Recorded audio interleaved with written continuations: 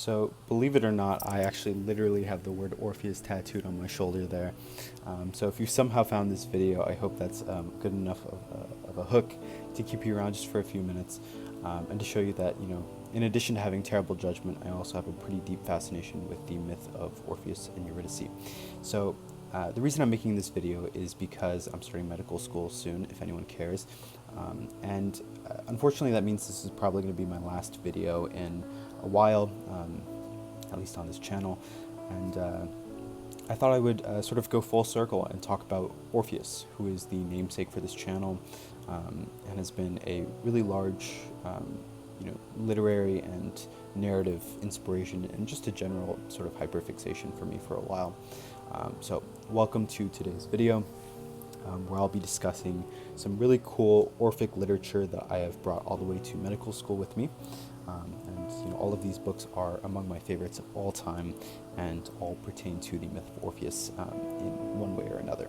Now, when we talk about the myth of Orpheus, he is really one of the pillars of Western cultural imagination. The story of Orpheus and Eurydice is so incredibly pervasive and ubiquitous that no matter what corner or sector of art you find yourself in, you're really only a couple of degrees of separation away from, eventually being able to trace yourself back to Orpheus and Eurydice. So, for example, my background is more in film, and I'm not exaggerating when I say that I can make a multiple hour-long video talking only about Orphic films. I mean, just off the top of my head, you have obviously Jean Cocteau's Orphic trilogy, one of the greatest cinematic trilogies ever made. You have Black Orpheus, Portrait of a Lady on Fire for something more recent. Kind of a sleeper pick, you also have Eurydice BA 2037, which is a mouthful, but a really cool Greek film directed by Nico Nicolaitis, I believe.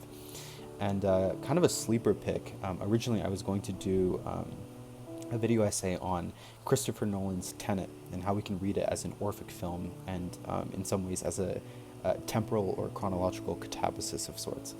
But I figured I've talked enough about movies on this channel, so that's why today I will be starting, or ending, I should say, with discussions of literature and books.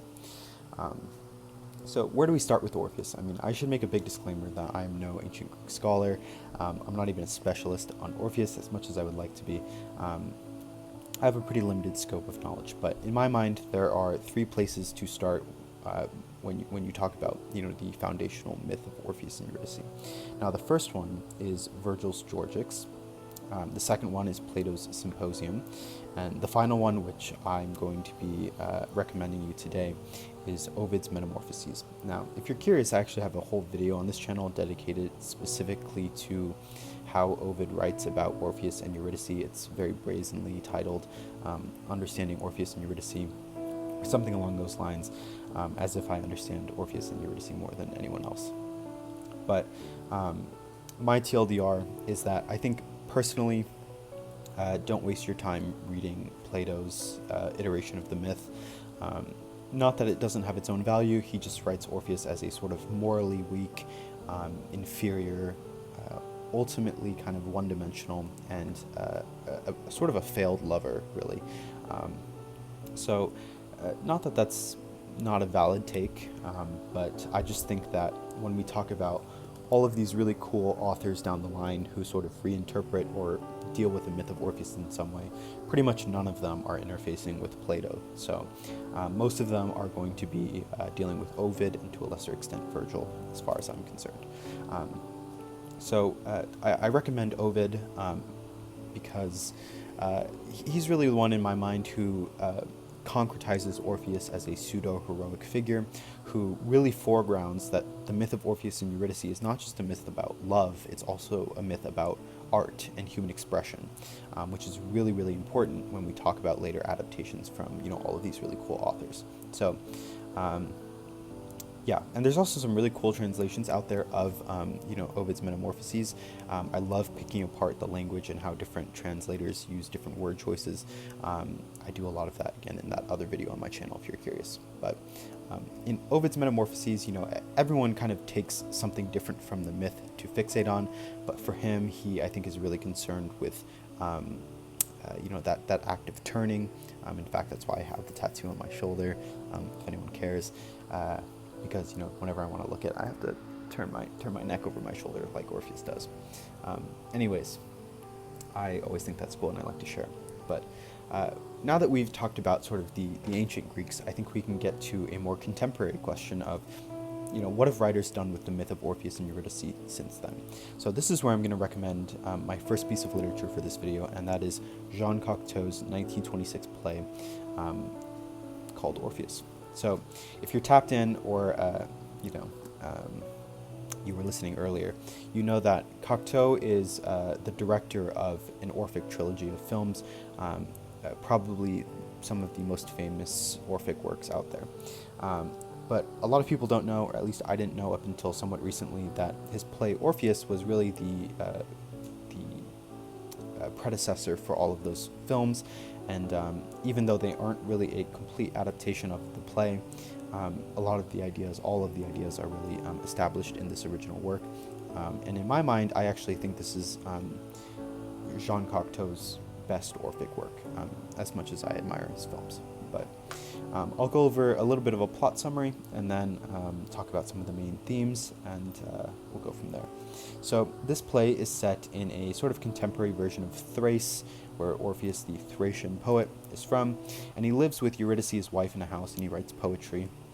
And very strangely, there is this otherworldly horse that kind of mysteriously exists in their house with them. And this is another reason, this is a bit of a tangent, I'm sorry. It's another reason I really like this play, because horses, I think, are one of my favorite symbols across literature and film and art. I actually have 3 different horses tattooed on my body. More bad decisions. But the horse is a really central figure in this play, and horsemen are also really central in his Orphic trilogy. But Orpheus is sort of hyper-fixated on this horse because it keeps tapping its hoof in such a way that he begins to learn that it's actually spelling out words. It's making letters and words, and occasionally even sentences. Now, I have to read a sentence here from the play just to show you how beautiful the language is. So this is Orpheus talking to Eurydice about how much he is really infatuated with this horse and how much he's utterly enthralled by it. So he says, quote, "This horse plunges into my night and reappears like a diver. He brings back sentences. Don't you feel that the least of these sentences is more remarkable than all of my poems? I would give my complete works for one of those little sentences in which I listen to myself as you listen to the sea in a shell. Not serious. But what can you want, my dear? I am discovering a new world. I am living again, and I am stalking the unknown." So, first off, crazy language. Props to the translator there. That version I read is actually different than the version I have in the book here. But if you can't tell, the central tension of this play is the fact that Orpheus is he's putting all his eggs in this horse basket, and he's kind of forgotten about his wife Eurydice.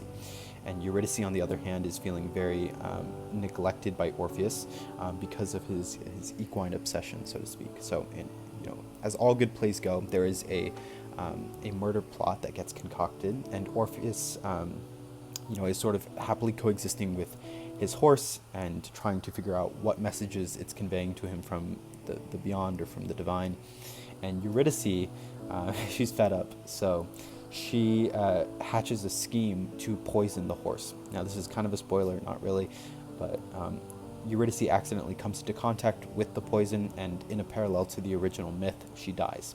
Now, Orpheus is actually pretty fraught by this, and with the guidance of some really cool and interesting, vaguely biblical supernatural figures, he descends to the underworld through a mirror. Now, I won't do all of the analysis for you. Mirrors are a really, really big symbol in Cocteau's Orphic trilogy, especially as a sort of gateway to the afterlife. You can think about, what it means that the entry into the afterlife is, it requires that we look at ourselves. That's kind of an interesting thought. But this is where the play gets really interesting. So he goes into the underworld, and through the supernatural machinery of the afterlife, Eurydice is actually successfully brought back to life, so a bit of a departure from the original myth.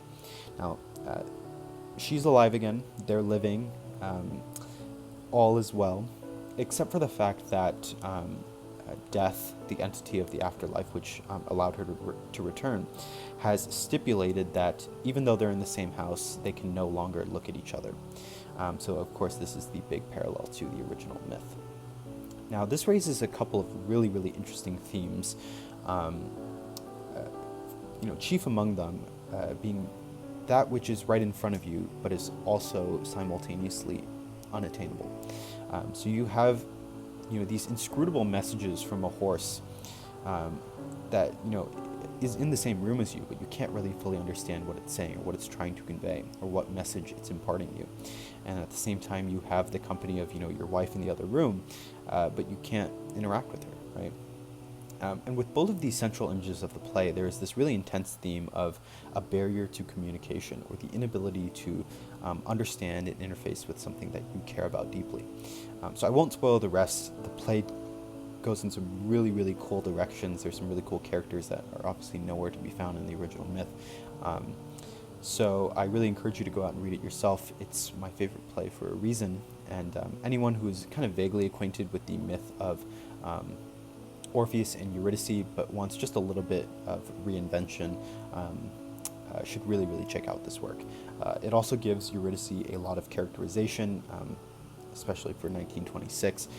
I place it somewhere between the original myth, where Eurydice is a complete plot object, and something like Hadestown, where she's really, really kind of a driving force. So here she is a little bit secondary to Orpheus, but nonetheless is a pretty true counterpart to him, and has a lot of agency, is his foil, and appropriately is a mirror to his consciousness. So next, I want to talk about an all-time favorite book of mine, which is Cesare Pavese's Dialogues with Leucò. This has been adapted into a really cool art house film, so check that out as well. But as the title implies, it's a series of dialogues that the author creates and stages between various figures in Greek mythology. Now, some of these figures, like Odysseus, Orpheus, Oedipus, are very, very famous. Others, like the Latyrices, are kind of niche, and they're like underground, I guess. But many of them actually don't really have intersections in the original canonical Greek mythology. So it's really cool that Pavese kind of puts them together in unique ways. But what he does with these conversations that take place between gods, monsters, humans, is he uses these as a way to sort of stage and give shape to really abstract concepts in the mortal coil. Things like desire, fate, memory, what it means to be alive, what it means to live well, what it means to be human, and what it means to be monstrous, where we find purpose beyond the limits of mythology, things like that. So one of the most famous dialogues in this book, and the reason I'm talking about it today, is called the Inconsolable, which takes place like literally right after Orpheus comes back from the underworld empty-handed. So he speaks to a Bacchante, or a Maenad, who is a sort of like follower to Dionysus. Dionysus has a lot of ties to Orpheus. And they're talking right after Orpheus comes back, and the Bacchante asks the question which is on all of our minds, which is, what the hell happened, right? Why did you turn around? And Pavese in this dialogue really gives the figure of Orpheus a chance to defend himself, which I really, really admire. And Orpheus, the first thing he says is right off the bat, he says, you know what, it wasn't some accident. It wasn't impulsive, and it wasn't a lack of control. He says very resolutely that he chose to look back. He chose to leave Eurydice in the afterlife. And the Bacchante, as you are probably asking right now, says, why? Why would you do that? So here Pavese reads the original myth of Orpheus in a really astonishing and kind of unique way. And he says that the reason Orpheus turns around is because now that he's seen Eurydice die, now that he's gone down to the underworld and been among the spirits and the dead in Hades, in a way he's lost his innocence. So really that's the angle he takes, is that the Orpheus myth is a metaphor for the loss of innocence and the transience of things. Pavese argues that Orpheus now understands the concept of death, permanence, or I should say impermanence, and loss and mortality in a way that he didn't before. He understands that the version of Eurydice that was following him out of the afterlife was not the same version of Eurydice that he fell in love with. So Pavese really reframes the catabasis not as a journey for Orpheus to try and find Eurydice, but in a sort of a cliche way. It's a journey for Orpheus to find himself in the wake of Eurydice. What does it mean to be Orpheus without his Eurydice? What does it mean to be a human who now understands mortality and the finitude of human existence? So for Pavese, that so-called tragic turn that everyone has sort of ragdolled Orpheus about for millennia is not tragic in nature. It's actually a moment of liberation where Orpheus finally, comes to terms with the fact that when we lose something, we lose it for good, and there is no way to bring it back. So the concept of him losing Eurydice for a second time, as many have said, is not something that really applies to this myth. So I really like it because all of these dialogues here bring something incredibly modern to these mythological figures. It allows them to reflect on how they have been concretized and sort of immortalized in popular culture and in history. So in many ways, it feels very similar to Anne Carson. She's interested in very similar themes, even though the writing style is very, very different. So I could go on and on. There are dozens and dozens of amazing dialogues in here. My favorite is probably actually the one that occurs between Tiresias, who is my favorite character from the Odyssey, and Oedipus, where they reflect on the construction of reality and mythology. Obviously, the big elephant in the room in that one is that both of those characters feature blindness as a central tenet of their character. Anyways, despite how mythological all of these stories are, it is an incredibly personal book. In fact, Pavese actually, when he tragically took his own life, had a copy of this very book on his body. So it should show you that despite its grand themes, it is incredibly personal and incredibly important to the author. So consider checking it out and do him an honor. Next up, I have actually a collection of essays titled The Space of Literature, written by the amazing French director French writer and philosopher, my brain's in film mode, Maurice Blanchot. Now, if you're familiar with Blanchot, you're already aware of where I'm headed with this, but among the many banger essays in here, he has one called Orpheus's Gaze, or The Gaze of Orpheus, depending what translation you read, which essentially adapts the myth of Orpheus and Eurydice into the realm of art theory. So this is a decently scholastic and academic work, and I won't pretend to be a specialist on Blanchot or any of the topics in this field, but nonetheless, I really admire this essay. It's so incredibly original. So I'll try to break down some of the key ideas, at least as I understand them, and then we'll go from there. So Blanchot opens this essay by saying, quote, "When Orpheus descends towards Eurydice, art is the power by which night opens. Because of art's strength, night welcomes him. It becomes the welcoming intimacy, the harmony and accord of the first night. But it is towards Eurydice that Orpheus has descended. For him, Eurydice is the furthest that art can reach." So kind of an opaque and flowery way to open an academic essay. But one of the main points that he makes here is that Eurydice can kind of be taken as a metaphor for that which we try to represent through artwork and devotional artwork, but can never fully capture.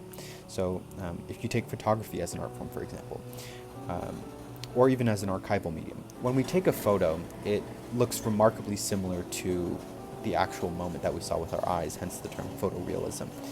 But of course, that photo will never be the moment. It is always going to be a cheap, simulacra. It lacks all of the dimensionality, and it's hollow in many ways, right, and inaccessible.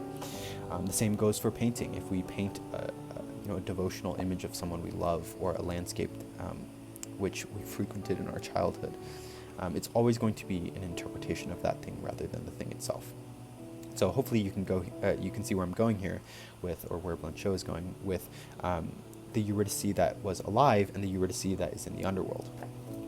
So for Blanchot, Eurydice is actually a way of representing that elusive quality of artwork, the thing that art, and devotional art in particular, is always reaching towards but can never fully embody or capture. or possess.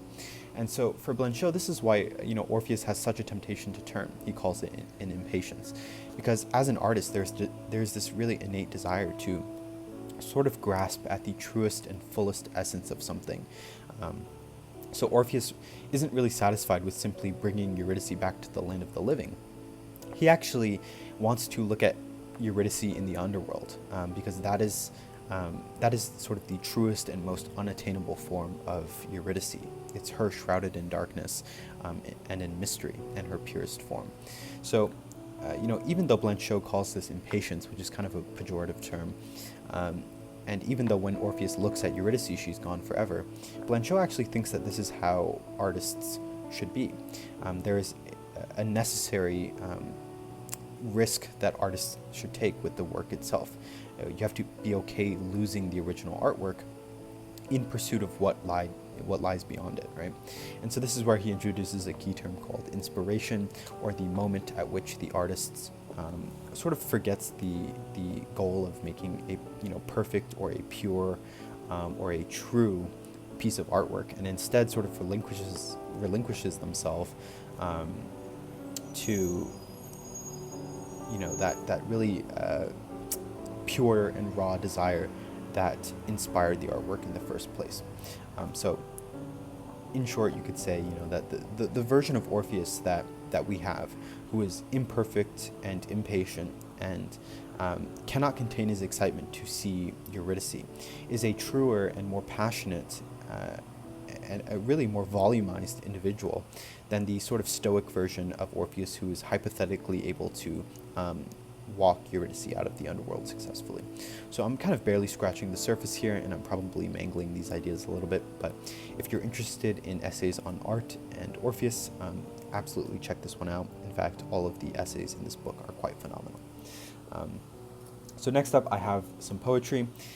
Now, there's basically infinite poetry written out there about Orpheus and Eurydice, but one that's really been on my mind lately are the Sonnets to Orpheus, written by Rilke. So when it comes to poetry, I really do believe that beauty is in the eye of the beholder, so my recommendation is always, go out and read it yourself. You don't have to listen to what some random guy on the internet is saying about it. But while you're out there reading it, I actually also encourage you to check out Rilke's other poem titled Orpheus, Eurydice, Hermes, which is really, really cool. It's short, and it has one of the most insane opening stanzas I've ever read in a poem before. Really, really like it. But anyways, regarding the sonnets, I'll give a little bit of background.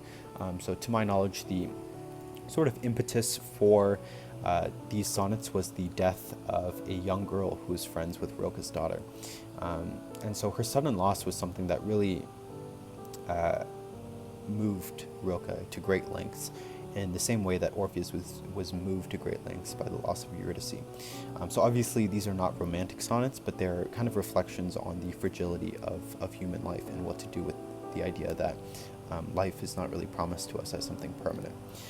So similar to how the sort of famous song of Orpheus that he sings, to Hades and Persephone, is a way of immortalizing Eurydice in artwork. These sonnets can really be read as a way of showing that art can be an act of preservation as well, and transformation. In fact, one of the big influences behind these sonnets was Ovid's Metamorphoses. I believe someone gifted Rilke a copy of the Metamorphoses, which was a pretty direct sort of successor or predecessor to the sonnets. And of course, all of the tales in Ovid's Metamorphoses are tales of metamorphosis and transformation. So I'm not going to say too much more about these. I'll just read the final sonnet. And a big footnote here is, of course, whenever poetry gets translated, it often gets worse, but still a really fantastic poem. So this is Sonnet 29, the second part of his two-part collection. Silent friend of many distances, feel how your breath enlarges all of space. Let your presence ring out like a bell into the night. What feeds upon your face grows mighty from the nourishment thus offered. Move through transformation, out and in. What is the deepest loss that you have suffered? If drinking is bitter, change yourself to wine. In this immeasurable darkness, be the power that rounds your senses in their magic ring. the sense of their mysterious encounter. And if the earthly no longer knows your name, whisper to the silent earth, I'm flowing, and to the flashing waters say, I am. So it's really those last two lines that kind of round out all of his sonnets that have always stuck with me since I first read these. I just feel like they're so incredibly written. So if you enjoyed that, check out his sonnets to Orpheus, and even if you didn't, check out his other poem instead, Orpheus, Eurydice, Hermes. Now, last but not least, I have a bit of a dual recommendation. Now, the first and the main one is going to be Orphic Paris, written by Henri, but I have another book that I'm going to sort of shoehorn in here, a favorite of mine that I have to recommend in tandem because of how utterly similar these two books are. And that second one is Joseph Brodsky's Watermark, an essay on Venice. Now, these two belong to a really kind of like niche genre of American poets. Brodsky's technically Russian-American, but American poets writing elegiac memoir essays about a specific city in Europe that influenced their career, where they spent a significant amount of time in their youth. And also, randomly, in both of these books, Susan Sontag makes a cameo in one way or another. Kind of cool. So for Brodsky, obviously, as the title implies, he writes about Venice, and for Cole, he writes, as the title implies, about Paris. Now, admittedly, Brodsky's Watermark doesn't really have anything to do with Orpheus, so I'm not going to talk about it too much, but I just wanted an excuse to bring it up because there's some passages in here that are, like, really, really insane, and I was so acutely aware that a poet was writing this. One of my favorite passages that I'm sort of going to butcher here is Brodsky describes Venice as, quote, this Penelope of a city, weaving her patterns by day and undoing them by night, with no Ulysses in sight, only the sea, which really, it moved me so much when I first read that passage. So that one's definitely been on my mind. But anyways, you're probably wondering why Henri calls this memoir of his Orphic Paris. It's very oblique, so not actually many references to Orpheus in this directly. But in my mind, Henri sees Orpheus as the essential poet, the original poet, someone who looks out at the world and all of its strife and suffering and love, life and death, and is able to churn that and convert it into song and art. And this is essentially what Cole is doing with the city of Paris, and his memories, diary entries, essays, and poetry kind of converge into a form of elegy, not unlike the elegy that Orpheus sings in the underworld.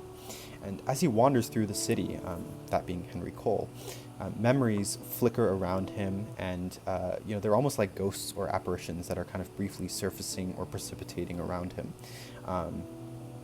And in this way, I really felt like Cole's experience of Paris was a bit like the underworld. He constantly engages with this act of, looking backwards in time, looking back at photographs from his youth, memories of past lovers, things like that. And it's really said that, the way he writes about Paris is like an underworld of sorts, where the living and the dead kind of walk alongside each other, and where beauty and mortality are, inextricably entangled with each other.